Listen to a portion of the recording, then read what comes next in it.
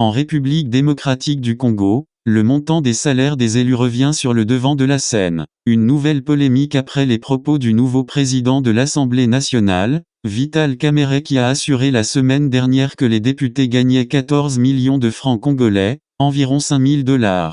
Mais des voix s'élèvent pour protester contre ce chiffre. Le chiffre donné ce week-end par Vital Kamerhe est inférieur à ce qui est prévu dans la loi de finances 2024, dans laquelle l'enveloppe globale pour la rémunération des élus est de plus de 140 milliards de francs congolais, environ 46,3 millions de dollars, ce qui donne un salaire de plus de 8 500 $ par mois et par député, sachant qu'ils sont 500 à siéger. Et cette différence de chiffre a été constatée par plusieurs organisations de la société civile, dont le Congo n'est pas à vendre, la Lucha et l'Observatoire de la dépense publique, ODE. À cela, Martin Fayulu, figure de l'opposition, a critiqué les déclarations du président de l'Assemblée nationale concernant les salaires des législateurs. Fayulu insiste que le montant de 14 millions de francs congolais par mois, évoqué par Kamerhe, représente en réalité leur salaire de base, excluant d'autres avantages et primes. De son côté, Kamerhe a réaffirmé que les salaires des députés avaient été réduits pour diminuer la tension salariale au sein du gouvernement. Il a mis au défi quiconque de prouver que les députés gagnent 21 000 $.